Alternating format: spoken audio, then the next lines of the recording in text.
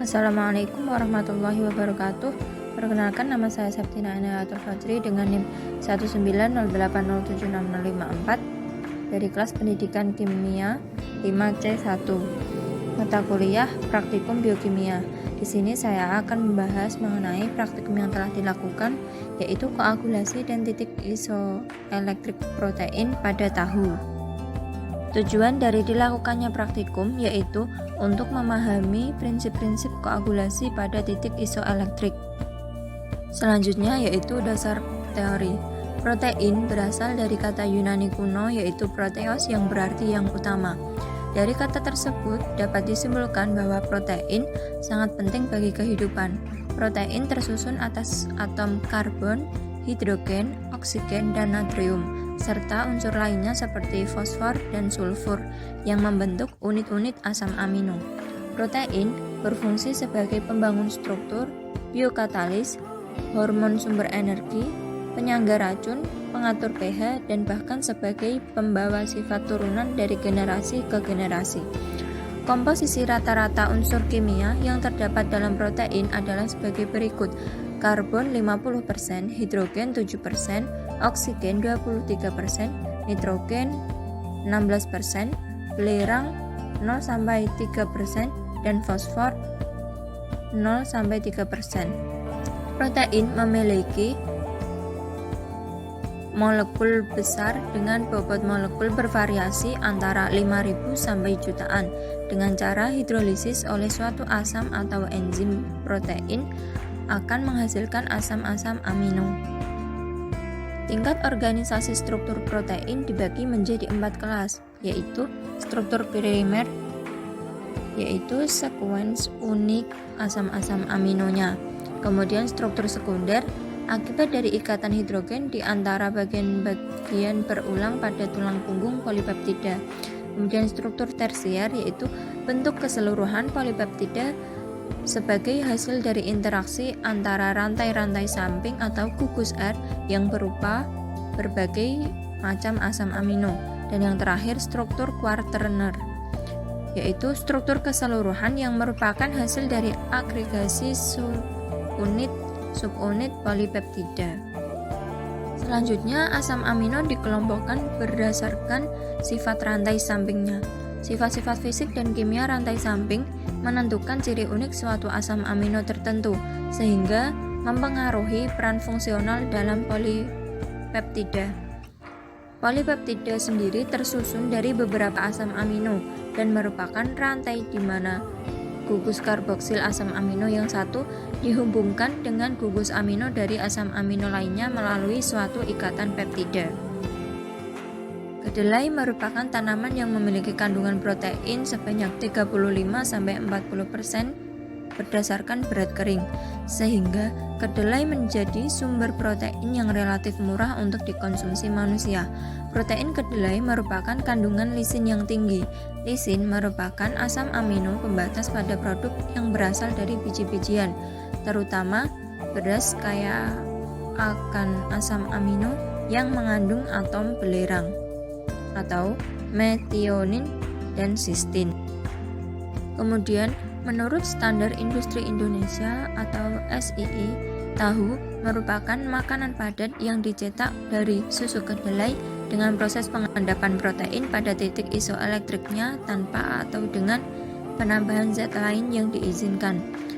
Atas bahan kering, tahu mengandung 59,18% protein, 30,24% lemak, 2,69% abu, dan 7,89% karbohidrat.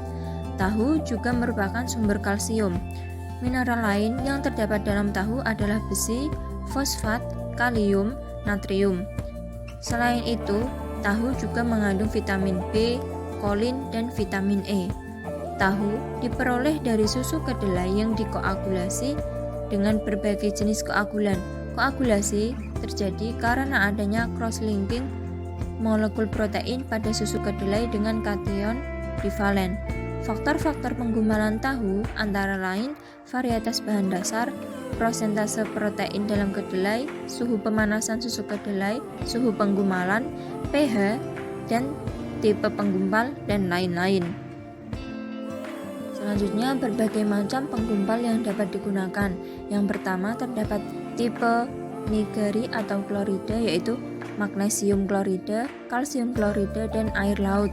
Kemudian tipe sulfat, terdiri dari kalsium sulfat dan magnesium sulfat. Dan yang ketiga, gluconodelta-lakton atau GDL. Kemudian tipe asam, berupa asam sitrat, asam laktat, dan asam laktat. Penggumpalan protein susu dapat dilakukan dengan berbagai cara, diantaranya dengan pemberian enzim penggumpalan protein atau enzim proteolitik dan dengan pemberian senyawa asam. Dan dalam percobaan ini menggunakan asam cuka. Kemudian, konsentrasi asam cuka yang baik untuk membuat tahu adalah sekitar 5%.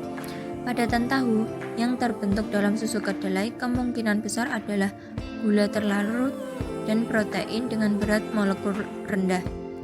Semakin tinggi tingkat keasaman pada agen pengendap, maka pH agen pengendap semakin kecil, yaitu kurang dari 7. Titik isoelektrik atau TI adalah daerah pH tertentu di mana protein tidak mempunyai selisih muatan atau jumlah muatan positif dan negatifnya sama, sehingga tidak bergerak ketika diletakkan dalam medan listrik. Harga pH isoelektrik berbeda untuk tiap macam protein. Pada pH isoelektrik, suatu protein sangat mudah diendapkan karena pada saat itu muatan listrik 0. Selanjutnya yaitu sifat-sifat yang mempengaruhi pada proses pembuatan tahu. Yang pertama yaitu ionisasi. Ionisasi protein yang larut dalam air akan membentuk ion yang mempunyai muatan positif dan negatif. Suasana asam, molekul protein akan membentuk ion positif, sedangkan dalam suasana basa akan membentuk ion negatif. Dan sifat yang kedua yaitu denaturasi.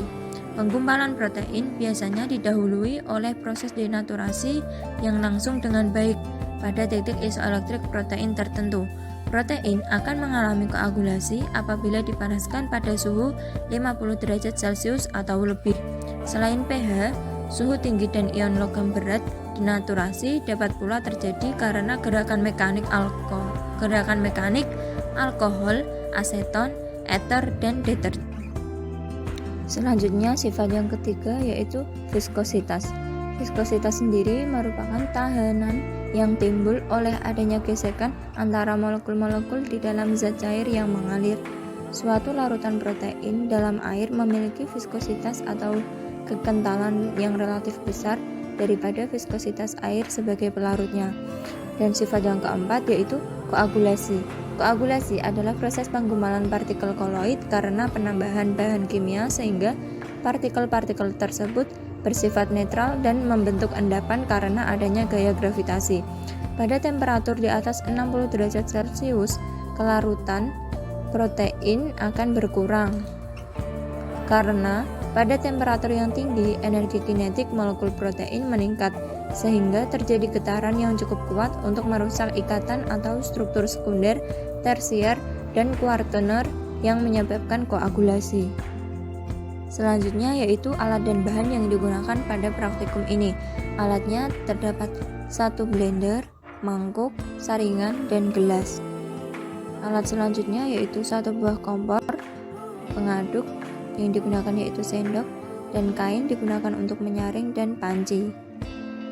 Dan juga terdapat timbangan yang digunakan untuk menimbang kedelai dan cobek sebagai pres. Selanjutnya bahan-bahan yang digunakan yaitu terdapat 75 gram kedelai, air, dan asam cuka. Selanjutnya yaitu terdapat MSDS atau Material Safety Data Sheet, yaitu air dengan rumus H2O sebagai berikut. Selanjutnya yaitu MSDS dari asam cuka dengan rumus CH3COOH sebagai berikut. Langkah pertama pembuatan susu kedelai yaitu kedelai ditimbang sebanyak 75 gram, kemudian direndam dengan air selama 12 jam dan hasilnya seperti itu, kedelai jadi mengembang, kemudian dicuci hingga bersih agar terlepas dari kulit arinya.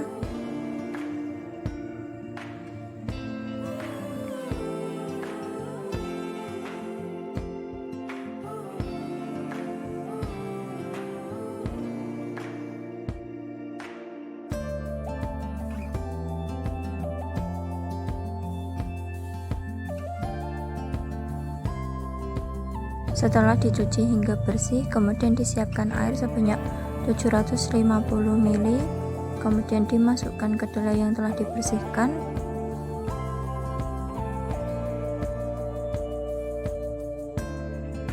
Kemudian kedelai tersebut di blender selama 3 menit sampai kedelai halus.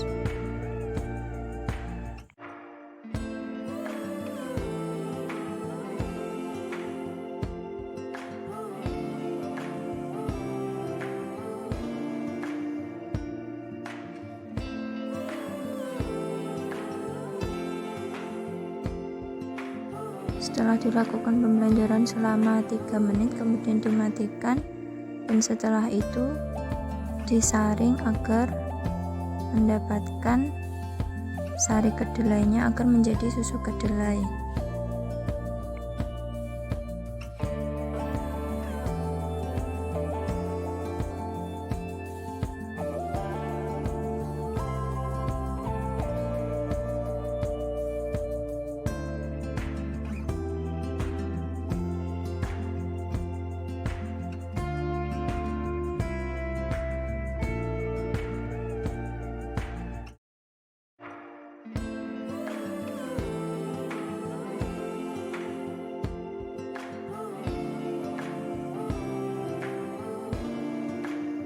Alat yang digunakan untuk menyaring yaitu dipilih kain agar ampas kedelai tidak bercampur dengan sari kedelai.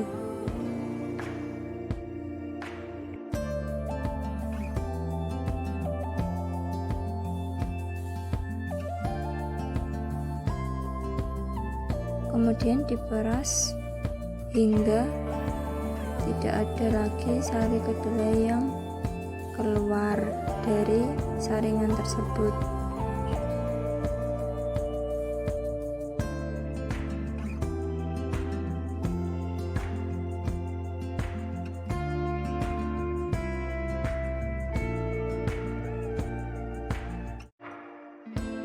Setelah didapatkan sari kedelai yang sudah berupa susu kedelai, kemudian diambil sebanyak 100 ml atau setara dengan 1 gelas, kemudian dimasukkan ke dalam panci.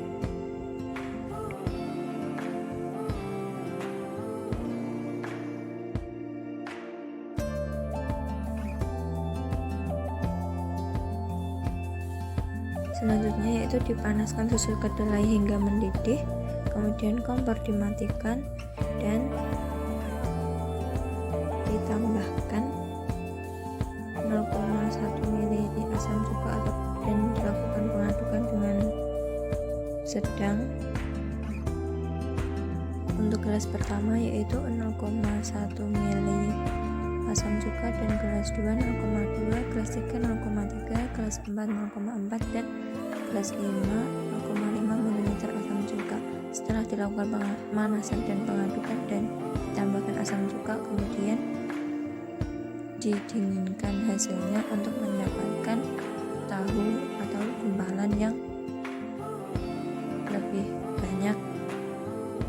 Setelah didinginkan, kemudian dilakukan penyaringan untuk gelas 1 dan kemudian dilakukan pengepresan. Dilakukan hal yang sama untuk gelas 2, 3, 4 dan 5. Hasil dari percobaan menunjukkan bahwa asam cuka 0,1 ml menghasilkan tahu putih yang berair dan lembek, kemudian 0,2 sedikit berair dan agak kenyal, 0,3 putih dan kenyal, 0,4 putih padat lembut dan tidak terlalu kenyal, dan 0,5 tahu berwarna putih padat dan tidak kenyal. Selanjutnya yaitu data kadar persen asam cuka yang digunakan dan volume asam cuka yang digunakan, kemudian asumsi beberapa tetes asam cuka yang digunakan pada praktikum kali ini. Selanjutnya yaitu pembahasan.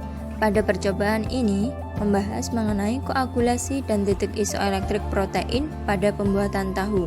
Praktikum ini bertujuan untuk memahami prinsip-prinsip koagulasi pada titik isoelektriknya. Tahu merupakan makanan yang berbahan dasar kedelai yang telah diekstrak dan diperoleh dari sari kedelai atau susu kedelai yang kemudian diproses sedemikian rupa dengan menambahkan keagulan pada susu hingga terbentuk tahu. Prinsip pada percobaan ini yaitu penggumpalan protein pada susu kedelai pada isoelektriknya yang kemudian dilakukan proses pencetakan, endapan, dan pengepresan produk yang kemudian menghasilkan tahu. Pada praktikum ini dilakukan 2 tahapan. Tahapan yang pertama yaitu pembuatan susu kedelai dan tahap kedua yaitu proses pembuatan tahu. Tahapan yang pertama yaitu proses pembuatan susu kedelai. Langkah awal pada tahap ini yaitu menyiapkan sebanyak 75 gram kedelai yang kemudian direndam dengan air selama 12 jam. Perendaman kedelai menyebabkan kedelai mengalami perubahan fisik, yaitu kedelai menjadi lunak. Tujuan dari perendaman ini yaitu agar kedelai menjadi lunak sehingga memudahkan dalam proses penghalusan. Selain itu, kandungan aflatoksin yang terdapat dalam kedelai larut di dalam air dan juga memberikan dispersi dan suspensi bahan padat kedelai lebih baik pada saat proses ekstraksi.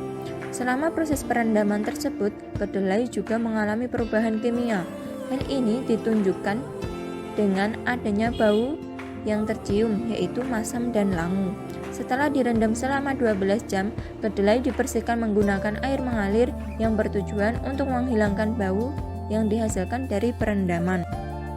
Setelah dilakukan pencucian kedelai, maka langkah selanjutnya yaitu penghalusan kedelai dengan cara menyiapkan sebanyak 750 ml air dan diblender kedelai tersebut hingga halus, hingga menjadi seperti bubur. Tujuan dilakukannya tahapan tersebut yaitu agar mempermudah proses ekstraksi protein dalam susu kedelai. Setelah dilakukan pemblenderan, maka dilakukan penyaringan dengan menggunakan kain dengan tujuan memisahkan residu atau ampas dan filtratnya sehingga akan didapatkan hasil berupa susu kedelai. Tahapan yang kedua yaitu pembuatan tahu. Pada tahapan ini pertama-tama yang dilakukan yaitu pemanasan susu kedelai.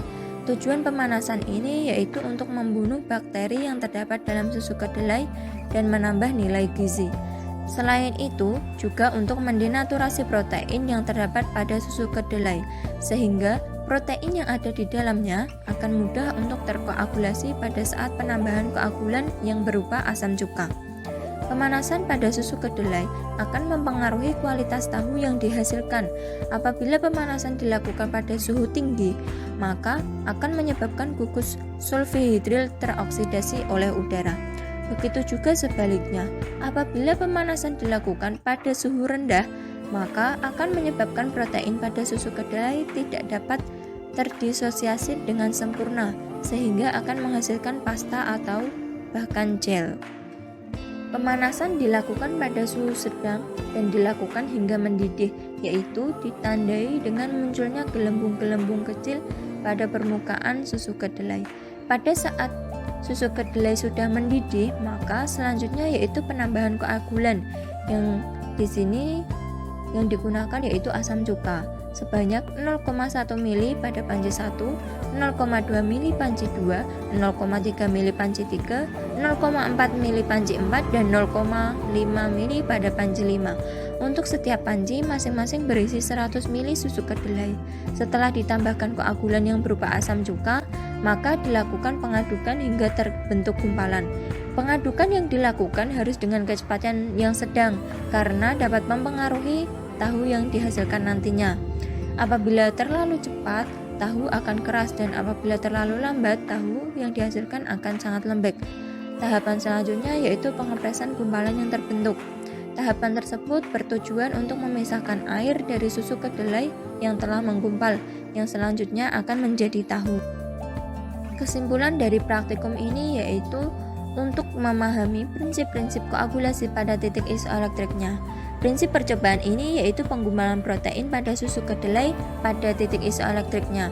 Produk dari hasil percobaan ini berupa tahu yang dihasilkan dari pengepresan penggumpalan susu kedelai. Titik isoelektrik adalah daerah pH tertentu di mana protein tidak mempunyai selisih muatan atau jumlah muatan positif dan negatifnya, sehingga tidak bergerak ketika diletakkan dalam medan listrik dan pada percobaan ini berada pada kisaran pH 4 hingga 4,1. Apabila pH titik isoelektrik, maka muatan partikel bernilai positif. Apabila pH berada di atas titik isoelektrik, maka muatan partikel bernilai negatif atau bahkan bernilai netral atau bahkan negatif. Asam cuka sebagai koagulan dalam pembuatan tahu membuat protein berada pada pH isoelektrik karena ion H+ pada kukus karboksilat dari asam akan menetralkan muatan negatif pada ion.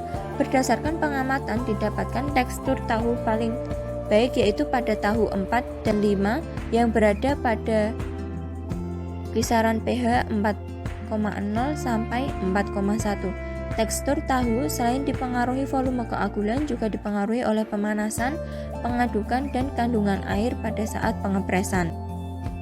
Berikut daftar pustaka yang digunakan untuk membuat laporan praktikum koagulasi dan titik isoelektrik protein pada pembuatan tahu. Terima kasih telah menyimak video ini hingga akhir. Apabila ada kesalahan dan kekurangan, mohon dimaafkan. Wallahul muwaffiq ila aqwamit thoriq. Wassalamualaikum warahmatullahi wabarakatuh.